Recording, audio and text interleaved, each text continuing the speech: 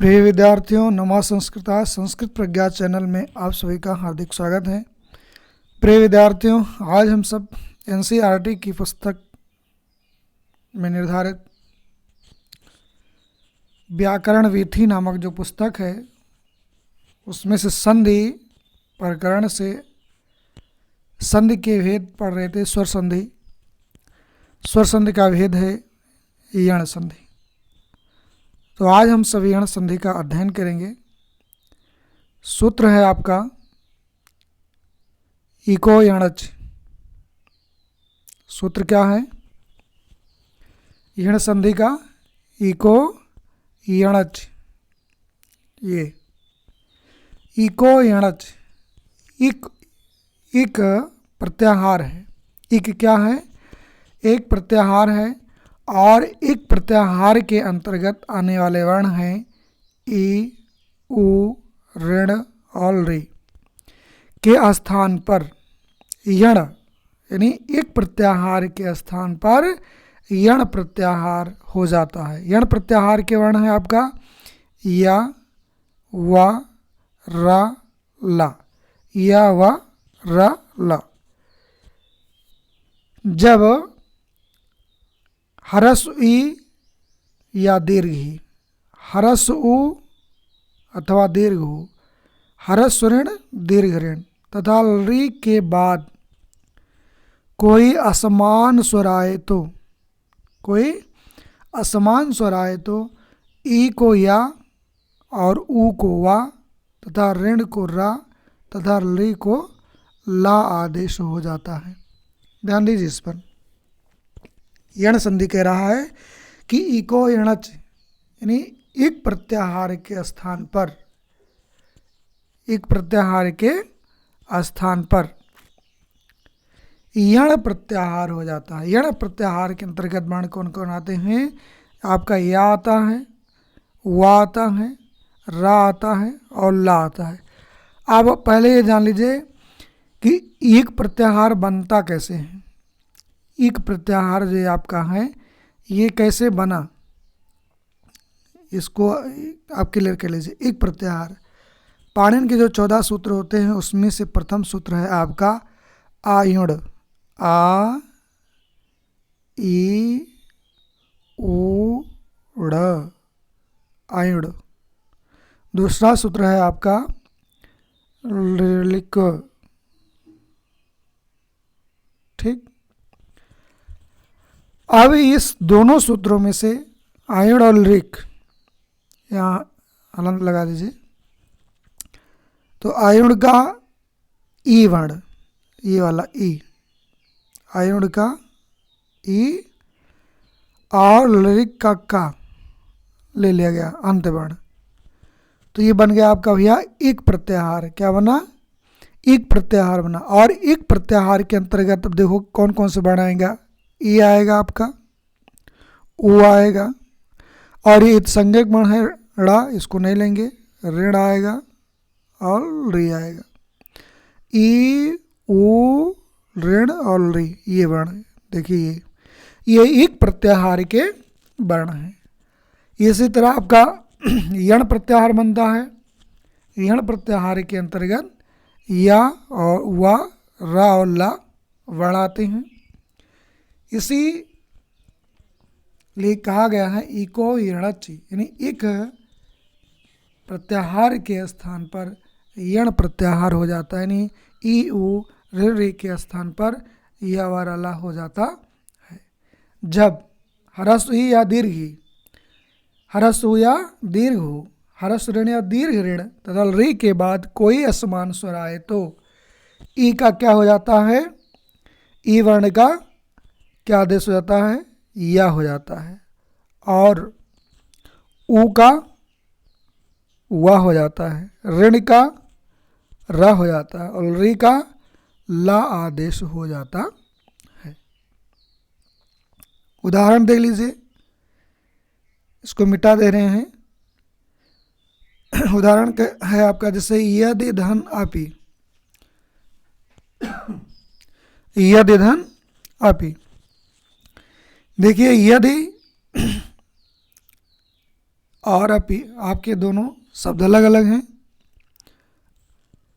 अब इसमें से यद में देखो, यद वर्ण में ये जो यद शब्द लिखा है, इस दा में हरस ई छिपी ई की मात्रा है, दा में हरस ई की मात्रा है। उसके बाद क्या है आपका, किसकी संधि हो रही है, हरस्व आ की। किसकी कौन सा वर्ण जोड़ा है, हरस्व आ। तब जो दोनों को जोड़ा गया तो ये क्या बन गया, या। ई और आ को जो जल्दी से आप बोलेंगे जोड़ करके तो या वर्ण आएगा। तो ये क्या हो गया आपका, यद्यपि। यद धन अप बराबर यद्यपि आपका नया शब्द बनेगा। ई धन हरस्व आ, हरस्व ई धन हरस्व आ बराबर क्या बना, या बना। देखिए इत धन आदि, इत धन आदि इत्यादि, इत धन आदि इत्यादि, क्योंकि ये दीर्घ आ है तो इसलिए यहाँ ये दीर्घ या बना, या में दीर्घ आ की मात्रा, इत्यादि। अतिधन चारा अत्याचारा, इत धन अवदत इत्यावदत। देखिए इत धन अवदत, इति शब्द के ता वर्ण में क्या है, हरस ई की मात्रा है और अवदत में आ है। तो ई और आ को जब हम जोड़ेंगे तो क्या मिल जाएगा आपका, या वर्ण मिल जाएगा। ई में जब हम आ जोड़ेंगे तो या बनेगा। तो क्या बन गया, इत अवदत, नया शब्द बना। नदी धन आवेगा, ध्यान दीजिए इस पर, नदी धन आवेगा। नदी शब्द के दा वर्ण में किसकी मात्रा है, दीर्घ ई की मात्रा है। किसकी मात्रा है, दीर्घ ई की मात्रा है। और इसमें हम दीर्घ आ जोड़ रहे हैं, क्या जोड़ रहे हैं, दीर्घ आ। तो क्या हो गया, या बना नहीं, ईया, क्या बनेगा, या। नद्या वेगा, नदी धन वेगा, हाँ नद्या वेगा, कौन सी संध है, यण संध है। कौन सी संध है, यण संध। सखी धन ऐश्वर्यम, सखी धन ऐश्वर्यम, क्या हो जाएगा, सख्यई ऐश्वर्यम। सुधनागतम स्वागतम, अनुधन आया अन्वय, अनुधन आया बराबर अन्वय। देखिए बहुत इंपॉर्टेंट शब्द हैं ये। सुधनागतम, ये सुधन आगतम, ये शब्द। तो सुधनागतम क्या बन गया, स्वागतम, सुधनागतम स्वागतम। देखिए सा है, सा में हरस्व की मात्रा है और जब हरस्व में आ मिला तो क्या बना, उआ वर्ण बना। क्या बना, उआ। ऊ में जब हम आ जोड़ेंगे तो क्या बनेगा, उआ बनेगा। ऊ में आ जोड़ेंगे, ये ऊ है, ये धन का निशान है। ऊ में जब हम आ जोड़ेंगे दीर्घ आ तो उआ बनेगा, उआ। स्वागतम।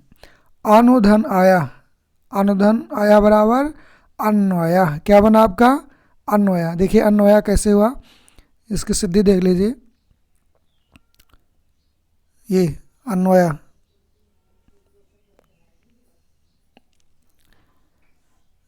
देख लीजिए, अनु में हरस ऊ है, अनु में क्या है, हरस ऊ है और क्या है, आ है। और जब ऊ में आ जोड़ेंगे तो क्या बनेगा, उआ, उआ बनेगा। अन्वय। अनुधन एषणम अन्वेषणम, अन्वेषणम कौन सी संधि है, यण संधि है। आइए चलते हैं आगे बढ़ते हैं। मधु धन अरि, मधुधन, मधुधन अरि बराबर मध्वरी। बधूधन आगमनम, बध्वागमनम। पितृधन आदेश, पित्रादेश, बहुत पूछा जाता है पितृधन आदेश, पित्रादेश। यहाँ लोग दीर्घ संधि मार देते हैं, दीर्घ नहीं है। कौन सी संधि है, यण संधि है। पितृधन उपदेश, पितृपदेश। मातृधन आज्ञा, मात्राज्ञा। ऋधन आकृति, लाकृति। कौन सी संधि है, यण संधि है। आइए आगे देखते हैं। आयादि संधि, कौन सी संधि है? अयादि संधि। ये स्वर संधि के भेद हैं। पहले आपने पढ़ा दीर्घ संधि, फिर आप पढ़े गुण संधि, फिर आप पढ़े यण संधि, अब आप पढ़ेंगे अयादि संधि। देखिए ये सारी संधियाँ पढ़ाई गई हैं। यण संधि पढ़ा दी गई है आपकी, और वृद्धि संधि भी पढ़ा दी गई। ये सारी संधियाँ पढ़ाई गई हैं। ये स्वर संधि के भेद हैं। स्वर संधि के भेद कौन कौन से बताइए? दीर्घ संधि, वृद्धि संधि, गुण संधि, यण संधि, और पांचवी पढ़ेंगे अयादि संधि। इसका सूत्र है एचो अयवा यावा। सूत्र क्या है? अयादि संधि का सूत्र क्या है? एचो अयवा यावा। एचो अयवा यावा अयादि संधि है।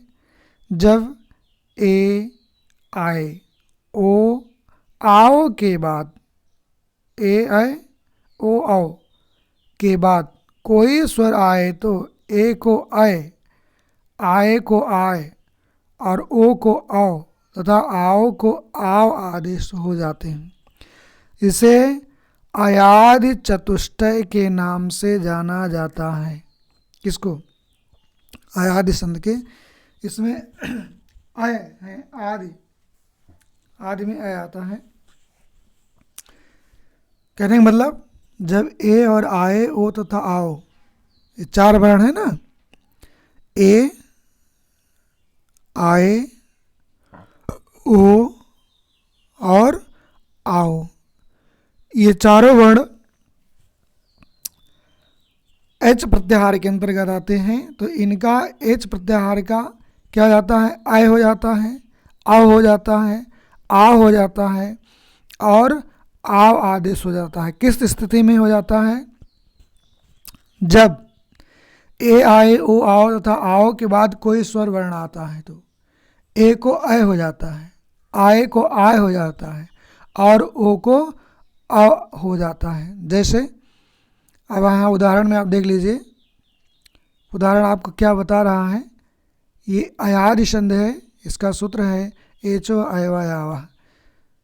कह रहा है ने धन अनम, ने धन अनम। ने में एक ही मात्रा है। किसकी मात्रा है? एक ही मात्रा है। और क्या है? अनम है। अनम में आ है। ए में आ जुड़ रहा है तो आ क्या है? स्वर है। कह रहा है जब ए में कोई स्वर आए, जब ए वर्ण में कोई स्वर आए तो ए का क्या हो जाता है? आय हो जाता है। क्या हो जाता है? आय आदेश हो जाता है। और जब आए में कोई स्वर वर्ण आता है, कोई स्वर वर्ण, तो क्या हो जाएगा? आय हो जाएगा। क्या हो जाएगा? आय आदेश हो जाएगा। और जब ओ वर्ण में, किस वर्ण में? ओ वर्ण में कोई स्वर वर्ण आएगा तो अव हो जाएगा। और आओ वर्ण में जब हम कोई स्वर जोड़ेंगे तो क्या हो जाएगा? आव आदेश हो जाता है। क्या हो जाता है? आव आदेश। मतलब आय आय, आव आव, ये वर्ण आदेश हो जाते हैं। इसे क्या कहते हैं? अयादि चतुष्टय कहते हैं। क्या कहते हैं भैया? अयादि चतुष्टय के नाम से इसे जाना जाता है। जैसे ये है आपका सैधन अनम, सेधन अनम बराबर सहनम। अब देखिए सेधन अनम, सा में एक ही मात्रा है। सा में क्या एक मात्रा? एक ही मात्रा है। और ए के बाद क्या है? कोई स्वर वर्ण है जो आ है। तो जब ए में आ जोड़ेंगे तो क्या हो जाएगा? आय हो जाएगा। क्या हो जाएगा? आय हो जाएगा। तो जब इसको हम मनाएंगे तो क्या हो जाएगा? शयनम। क्या हो जाएगा? शयनम। नय धन अकह, नायका। भोधननम, भवनम। हर संधि देखिए अलग अलग है, संधि नहीं शब्द। फिर है आपका भानो धन अय, भानो धन अय बराबर क्या हो जाएगा? भानवो। भानो धन अय बराबर भानवे। पावधन अकहा, पावकः, नवधनिकः नाविकः, भावधनुकः भावुकः। ये आपके सारे शब्द हो जाएंगे। अगला सूत्र है, अगली संधि है पूर्व रूप संधि। क्या है? पूर्व रूप संधि। इसका सूत्र है एंगः। सूत्र क्या है? एंगः एंगः पदान्तादति। इसको देख लीजिए। कह रहा है पूर्व रूप संधि का सूत्र क्या है? एंगः पदान्तादति, यानी पूर्व संधि को अयाद संधि का अपवाद कहा जा सकता है।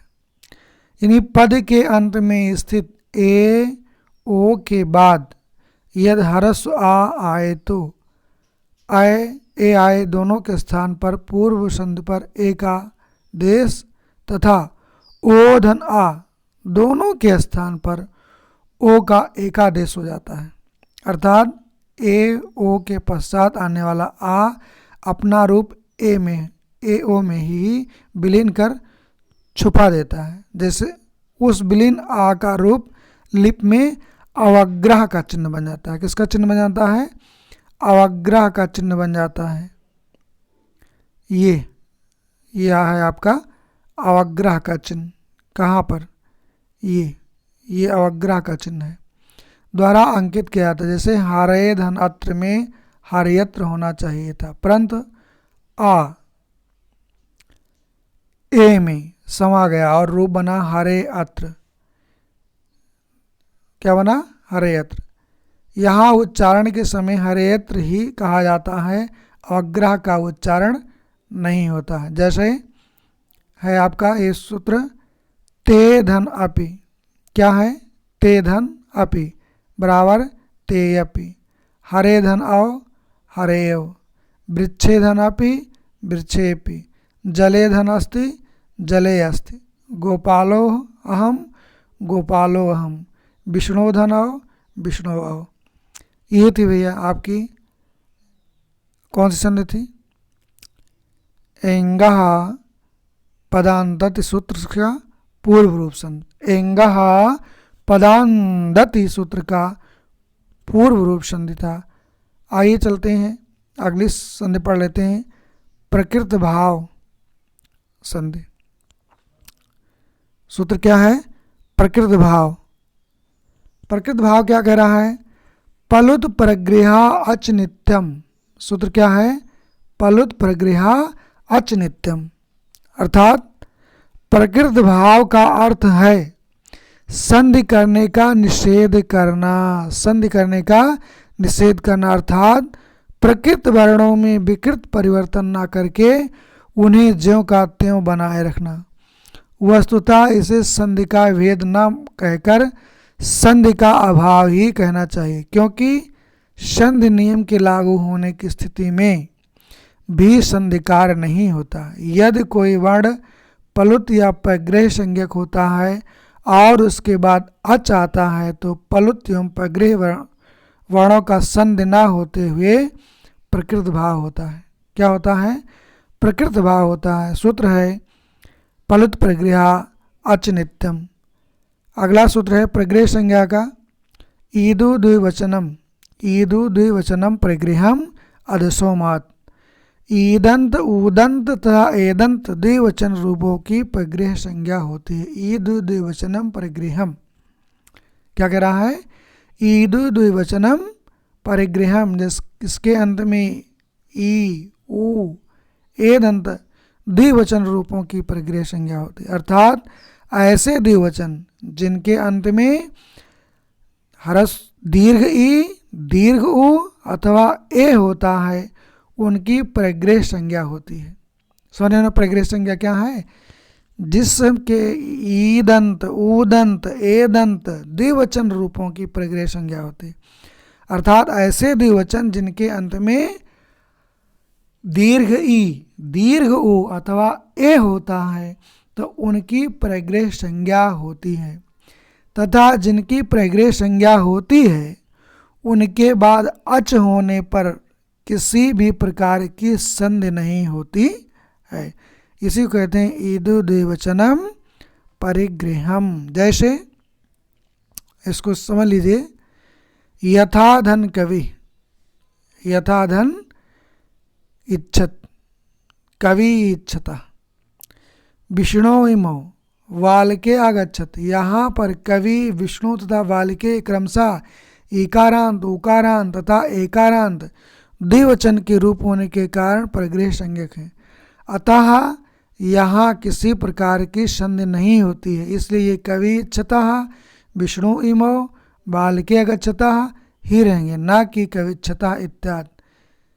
ये है इदसोमात। अदस शब्द के माँ के बाद ई उ आए तो यहाँ पर भी परिग्रह संज्ञा होती है। जैसे अमी धन ईशा, अमु आसाते, यहाँ पर अमी तथा अमु परिग्रह संज्ञक हैं, अतः किसी भी प्रकार की संधि यहाँ पर नहीं होगी। ठीक है।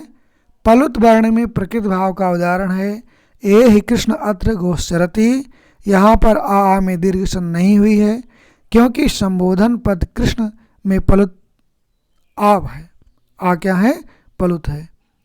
पर रूप संधि, एंगे पर रूपम, एंग में पर रूप होता है उपसर्ग के पश्चात।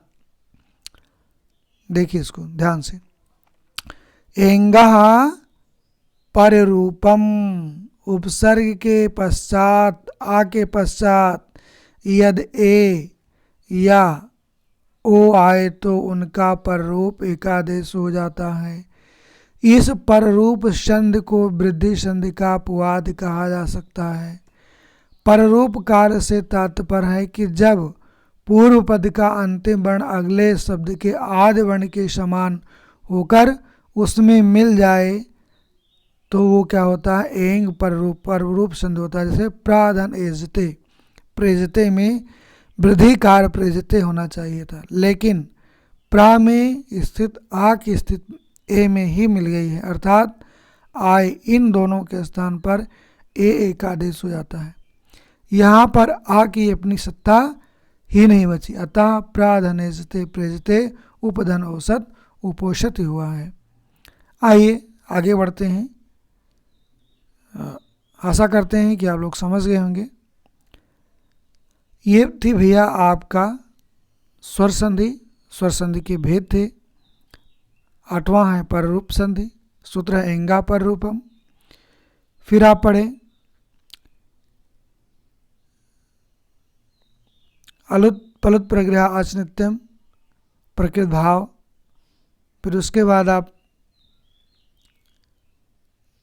पूर्व रूप संधि पढ़े। फिर क्या? अयाद संधि, एचो अयावाह। फिर कौन सी संधि आपने पढ़ा? इको हणच, यण संधि। फिर क्या पढ़े आप? वृद्धि संधि, वृद्धरेच। फिर क्या पढ़े? गुण संधि, आदि गुणा। उसके पश्चात आपने दीर्घ संधि। ये था भैया आपका स्वर संधि के भेद। किसके संधि थे? स्वर संधि यानी अच संधि के भेद आप पढ़ रहे थे। स्वर संधि के भेद एक बार पुनः देख लेते हैं। दीर्घ संधि क्या होती है? दीर्घ संधि। फिर क्या है? वृद्धि संधि, गुण संधि, अयाद संधि, पूर्व संधि, पर रूप संधि, प्रकृत भाव।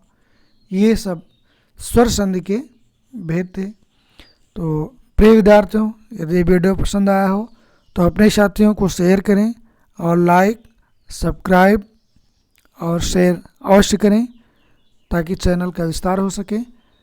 तब तक के लिए प्रिय विद्यार्थियों, नमः संस्कृताय।